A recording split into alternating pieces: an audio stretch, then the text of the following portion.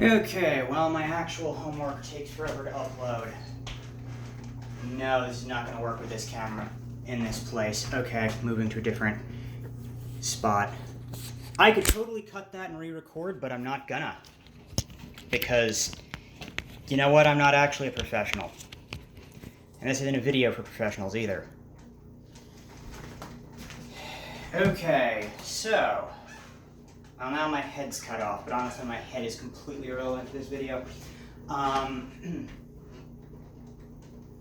So, I've been meaning to make this for a long time. I was honestly inspired to do it for a friend, who probably won't even use it, but I wanted to find a friend a video on like the absolute beginner's guide to Zanzhuang, because for someone specifically who really basically learns by having their body put in a position, I'm like, okay, well, a video can't do that, only a class could do that, but how would I explain that? So the way I would actually do that is... Also, someone said I don't know proper Zanzhuang, and I'm like, yeah, well, guess what, buddy? I can actually do a tutorial that's better than ones on the internet. So, what you actually do is stand against a wall. I'm not going to stand against the wall, because there's a bug problem here. The walls are not very clean, and I don't feel like washing off after this. And also, there are like big baseboards. I recommend finding a bathroom that's like tiled, so that you can stand right up against the wall. And you want to start off by putting your toes against the wall.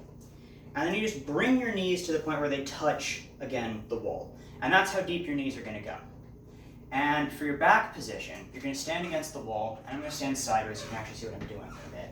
What you want to do is you want to put your heels against the wall, and you want to flatten yourself. You really want your body, like you want to turn your hips forward so that your butt actually kind of goes flat against the wall. And you want to not lean back like I have a bad habit of kind of doing. You want to be in so that your ribs are flat against the wall. There's going to be a little space here.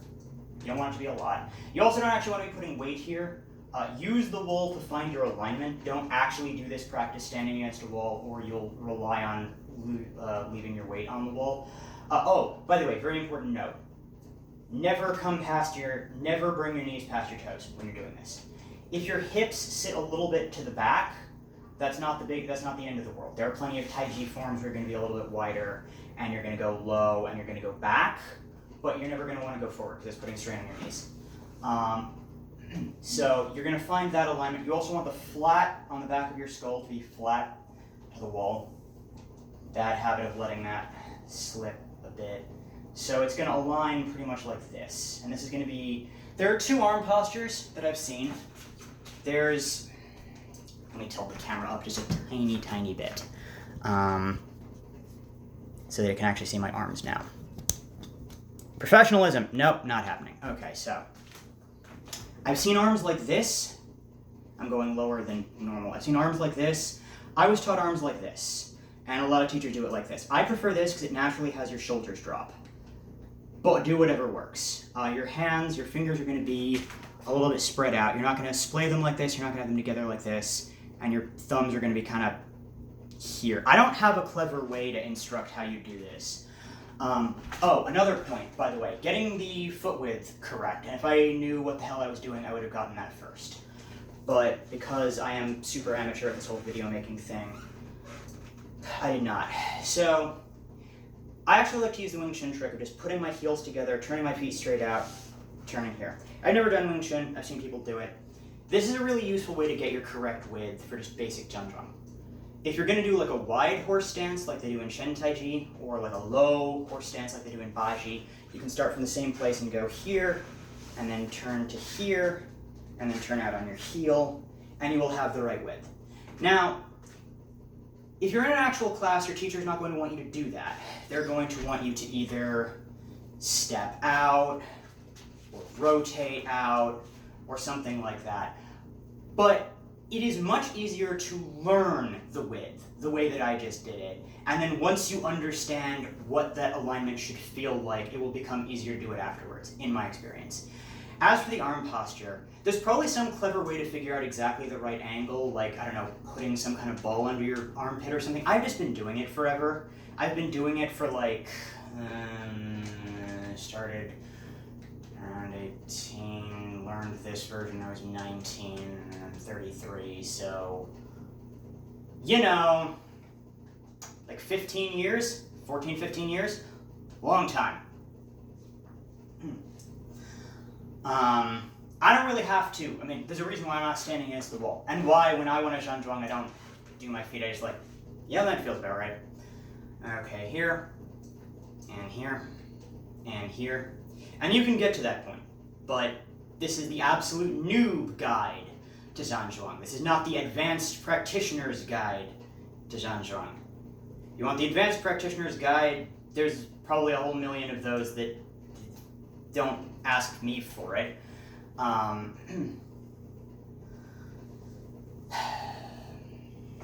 I'm actually going to move the camera so it can see my upper body, so I can do that again one more time. Bad video quality is bad.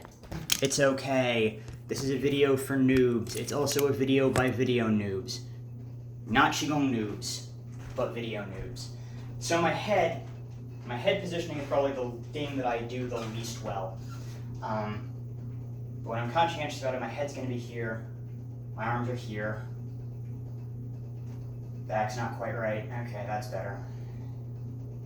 Head. Oh, and by the way, when you're doing zhanzhuang, particularly starting out, you're going to lose posture. And there's going to be moments where you bring your mind is going to wander, and your body's going to lose alignment, or you're going to get a bit tired, and you're going to get lazy, and you're going to lose alignment. And when you do, that happens, you just bring it back. And the more you do it, the less that will happen. And that's really all there is to it. There's no secret to it, it's just practice. I guess since this is an absolute noob guide, I should say, press your tongue right behind your teeth. No, the camera's not going to capture that, it's just not good enough. But you want to have your tongue right behind your teeth, like right on the hard palate point. And you want to breathe through your nose, and you want to breathe into your diaphragm. Your chest really shouldn't be moving as much, it should really be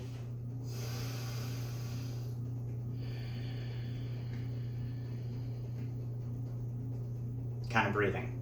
You're not actually going to have your hands there, although it is totally legitimate. I should have left hand inside, right hand outside. But to start off there and get a feel for your breathing.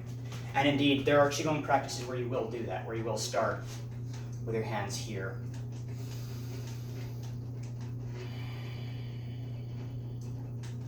Don't obsess over zhanzhuang. It's a good way to build mind-body awareness. Is it the greatest meditation practice of all time? No. Like, speaking as a Buddhist, there's a bunch of way more advanced techniques of meditation if you're trying to get like the mental focus and all of that. Is it the most advanced Qigong form of all time, or the most advanced exercise? No. It's a basic, it's a foundation. You build from it. Don't think of it as like the be-all, end-all. I mean, if you want to do zhanzhuang for like an hour, I mean, build up to doing it for an hour, that's awesome, right? More power to you, that's great. But if you're more focused on, if you're doing taiji, you know, doing your, doing your form, or you're more practicing, like you want to do a moving Qigong form, those are all good. Don't ignore the zhanzhuang because it is good, and it's a good thing to do, and it's a good base, and it's not good to ignore your basics. But don't think of it as like the height of practice. It's a foundational.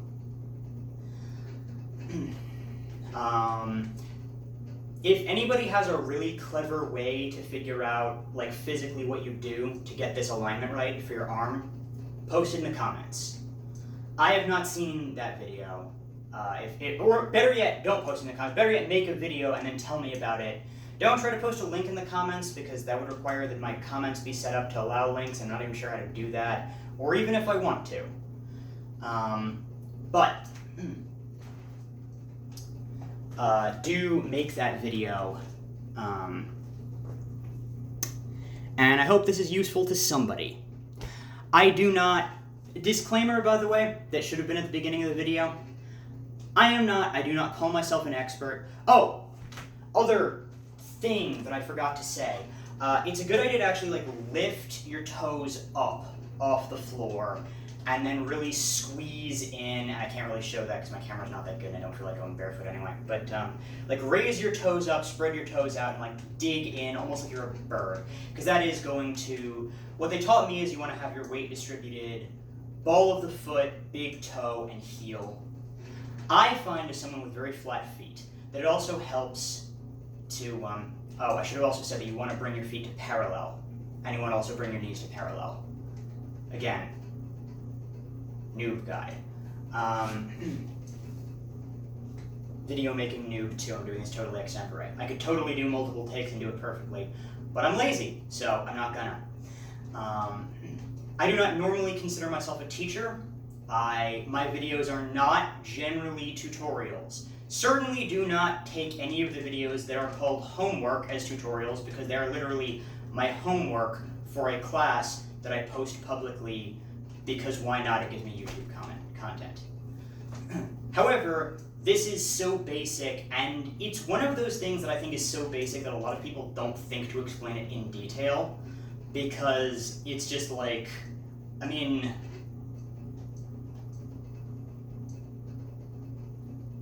a lot of really basic things just seem odd. You know, if you've been doing it for a while, it seems obvious, right? But that does mean that people who are starting out don't necessarily have great explanations. So that's what this video is. Hope it helps somebody. Also, yeah, I can do Zhan Shuang. I don't particularly focus on it because, you know, in my experience, like in doing taiji, right, there are people who will obsess over, I'm going to do a super deep mabu and I'm going to hold it for 10 whole minutes. But in my experience, doing moving mabu chong shui and xiaobaji really improved my form a lot more. And I can do that, you know, I can go lower in my mabu now in my 30s from doing the moving drills than I could in my 20s from doing the standing. So, yeah, again, don't treat standing drill as like this be all end all. It's a way to build awareness, it's a way to build leg strength. There's also a bunch of like visualization things you can do in your qigong when you're doing the standing, but I will leave that for another video by someone who knows more about that than me, because I'm pretty sure there's a bunch of them. You know, if you're really interested, look up like microcosmic orbit qigong. That's probably a good place to start. But yes, have fun with this. If anyone ever watches it, which they may not. Alright, ending this stupidly long video now.